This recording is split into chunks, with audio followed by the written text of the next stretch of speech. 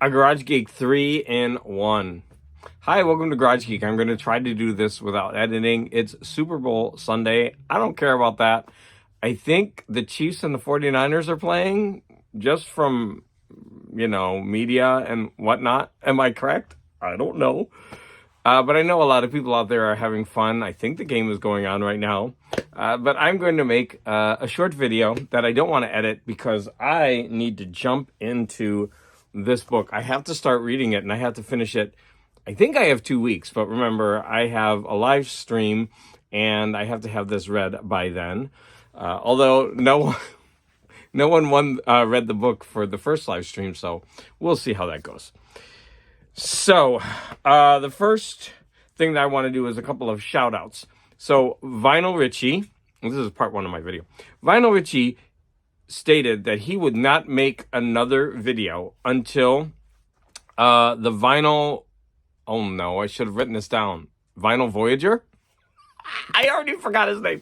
So Vinyl Voyager, I think that's his name. Don't worry, I'll put a link below.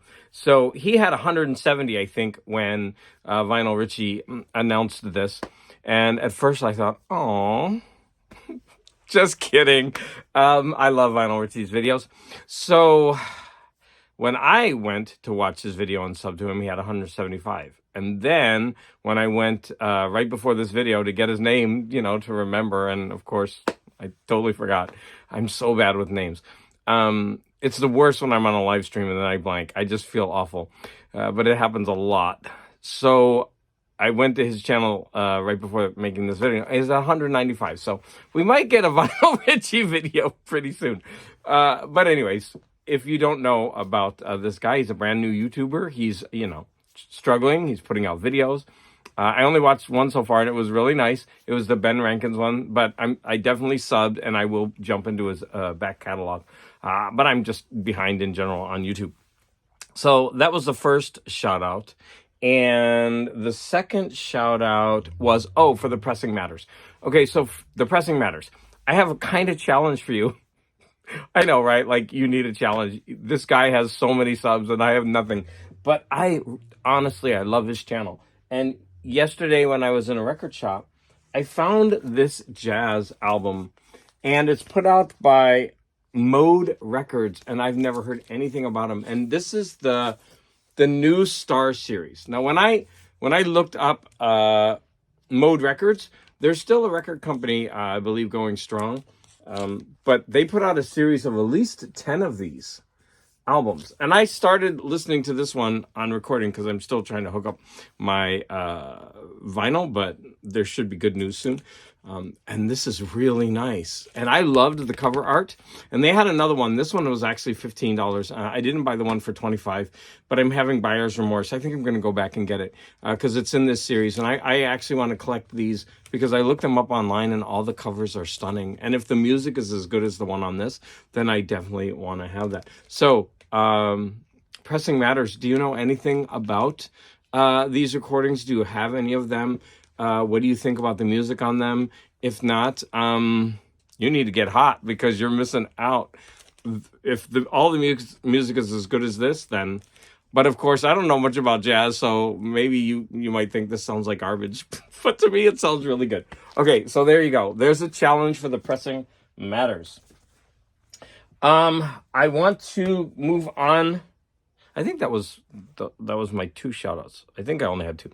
Okay, so I'm going to go on to part 2 now. And Morten Aastad made a video, and he wants to do a thread. So if anybody would like to jump on this. Now, I'm going to admit, I didn't put a lot of time into this because this morning I got up early.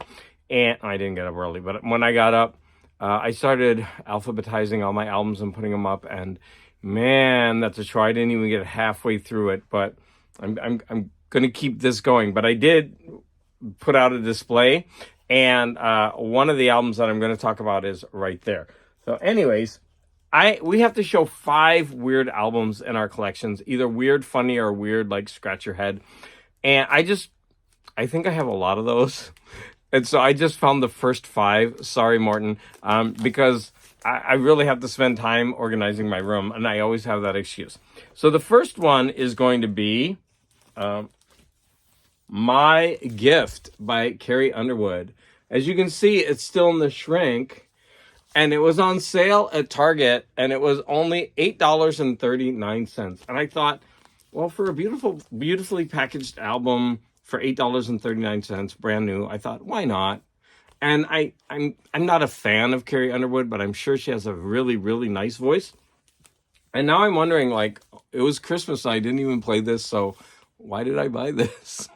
I don't know why. It's pretty. Next, I'm going to get a lot of hate for this, but I have this album in my collection, and I think this is the most ridiculous cover. Yes, the Rolling Stones. Look at them. This is just the most ridiculous album cover. I don't know why I bought this. I don't even like the Rolling Stones. It does have Ruby Tuesday on it. Have you seen your mother, baby, standing in the shadow? Let's spend the night together. Lady Jane, out of time. Oh, is this a greatest hits package? I mean, it's like every song. I know every song on it. Anyways, on the first side, I do. So it's definitely a great album. I like the Rolling Stones. I mean, that cover, hilarious. Okay. The next one is just this weird, I don't know how they got the rights to this. It's like, thank you, Kim. It's like Joe Satriani's Surfing with the Alien, which uses Galactus. I don't know how this group or whatever got the rights to use these images on the album. This can't be legal. Right? And so, of course, that's Daredevil in a very questionable situation. And then, of course, I'm sure they're both Frank Miller art from Daredevil comics. So, of course, I bought this just for that. I don't think I've ever listened to it. I really should. But, yeah, I have this in my collection just because I can't believe that this was able to be put into print. If anybody knows anything about the legality of this, were they forced to stop? The next one, 1, 2, 3. Okay, this is a fourth one. So the next one is going to be Buffy the Vampire Slayer. So this is from the infamous musical episode. This is a lot of fun. I went ahead and bought the album just for kind of nostalgia. I mean, but this is just silly fun. So that's definitely going in there. Let's see if it's got a nice gatefold. Ooh. Oh, wow. It was even a Mondo. I did buy a few Mondo albums, but they are expensive. I stopped buying them. But they're gorgeous. I mean, there's no denying that they're gorgeous albums with gorgeous packaging. Mondo. And the last one that I want to talk about is Lady Killer. So I bought this one yesterday. Now, I sold a bunch of albums. I got $114 credit. And I wanted to leave with fewer albums than I went in with. I don't really think I accomplished that goal, but I bought this one for $35. It's called Lady Killer. Now, this is music. Do you have this one? I mean, the only reason I bought it is for that awesome Joe Jusko cover. And if you know him, he's an artist who did, among other things, a whole set of Marvel cards. I mean, that picture's ridiculous, but who cares? What great art that is by Joe Jusko. Okay, so that was my number 5 silly album covers, or silly scratch your head, silly ha funny. And the final thing that I want to say, at part 3, is when I was doing the live stream with Gary B, I don't know what happened. I blanked. They asked me a couple questions, and like I couldn't think of anything. Like I think I was pretty nervous when I did that show. And by the way, I'm going to be on a show on Tuesday. So hopefully I won't be nervous then. There's nothing to be nervous about. It's just that I hadn't met them before. And so they asked me, what are some other things that you collect that would surprise you? And I scratched my head and I couldn't think of anything. And then right after my friend texted me, she's like, why didn't you mention your national parks hats that you collect? And your national parks stamps. And then I was started thinking I could come up with 100 different things that I collect that may surprise people. I've mentioned them on my channel before. I'm going to go ahead and show you a picture. In my bedroom, I have these hats hanging up on my doors. We have way more than that. We have a third door with more hats on them. And I started buying them for my husband because I go to the national parks and he doesn't. And so I usually bring him back a souvenir. And so I started bringing him these. And then he told me after I started buying them that he prefers this kind, the mesh. Not every park has the mesh. So I went ahead and I started collecting these for myself. And now I collect the mesh ones for him. And it's not just national parks. It's any place that I go to. And he said this is one of his favorites, Route 66. So that was one thing that I collect. So along with that, I want to show you, I featured these in a recent video. So whenever you go someplace in the United States that's national park related, you can get a stamp for it. It's called a passport cancellation stamp. And you can put stickers in here. And they have a more advanced book. So this one actually has a specific stamp for a specific place for every single stamp. Let me find one that I've done. I'll show you a page. For example, you can buy the stickers. The stickers are sold separately. I don't have them all. And then whenever you go to a place, you get the, you get the sticker for, the stamp for it. It's a pretty cool hobby that gets me visiting places that I might not normally.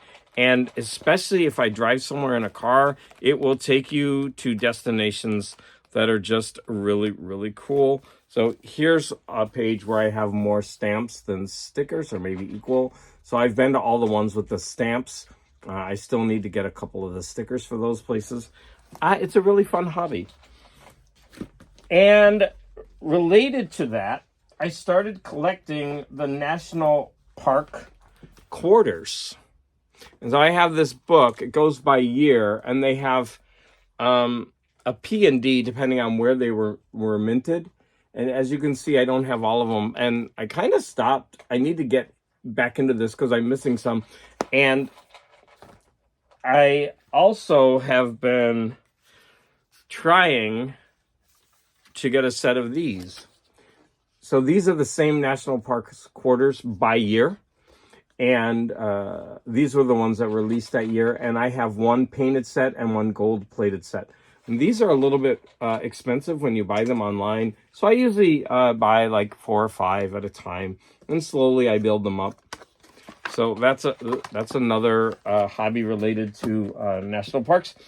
And recently the quarters have went on to other things. So here's the national parks quarters ones. There's the statehoods were before this, so I started collecting those. I think they were before this. And then right now they're doing the U.S. women's quarters, and they're being published from 2022 to 2025. And so far I just have the book. I need to start hunting these down and putting them in here. So that's another random thing that I collect that you might not be aware of or that might surprise you. And I want to wish everybody a good Super Bowl Sunday, a good end of the weekend. Please go and sub Vinyl Voyage if that's his name. Pressing matters. You've been called on. You've been challenged. And Vinyl Richie, it looks like you're going to be making a video pretty soon. Thank you all for the support.